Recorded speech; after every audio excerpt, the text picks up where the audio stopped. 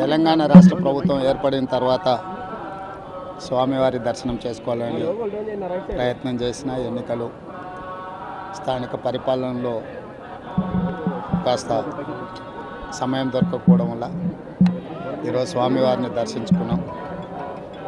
రెండు రాష్ట్రాల సత్సంబంధాలు కొనసాగాలని, రెండు రాష్ట్రాల అభివృద్ధి పదం వైపు నడవాలని, ఆంధ్రప్రదేశ్లో ఏర్పడబోయే ప్రభుత్వము ఆ రాష్ట్ర ముఖ్యమంత్రితో తెలంగాణ ముఖ్యమంత్రిగా సత్సంబంధాలతో సమస్యలన్నిటిని కూడా పరిష్కరించుకొని కలిసికట్టుగా నడిచి రెండు రాష్ట్రాలు అభివృద్ధి పదం వైపు నడిపించే విధంగా ఒకరికి ఒకరు సహకరించుకొని ముందుకు వెళ్ళాలని ఆకాంక్షించను. అదేవిధంగా తెలంగాణ రాష్ట్ర ప్రభుత్వం తరఫున కొండ మీద ఒక సత్రం నిర్మాణము, కళ్యాణ మండపం నిర్మించి తెలంగాణ నుంచి వచ్చే భక్తులకే కాకుండా దేశం నలుమూలల నుంచి స్వామివారిని సందర్శించుకునే భక్తులందరికీ కూడా సౌకర్యాలు కల్పించడంలో తెలంగాణ రాష్ట్ర ప్రభుత్వం కూడా భాగస్వామ్యం తీసుకోవాలనుకుంటుంది.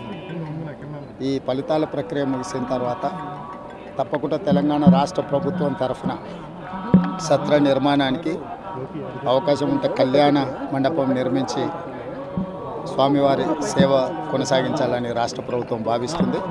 తప్పకుండా తొందరలోనే ఆంధ్రప్రదేశ్ ముఖ్యమంత్రిని కలిసి విజ్ఞప్తి చేసి ఇక్కడ స్వామివారి సేవలో తెలంగాణ రాష్ట్ర ప్రభుత్వం కూడా భాగస్వామ్యం తీసుకోవాలని కోరుకుంటున్నాం.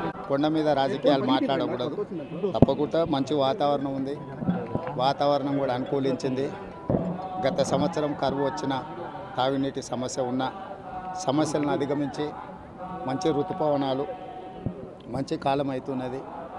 వానలు పడాలి, పంటలు పండాలి, రెండు రాష్ట్రాలు సుభిక్షంగా ఉండాలనే మా ఆలోచన.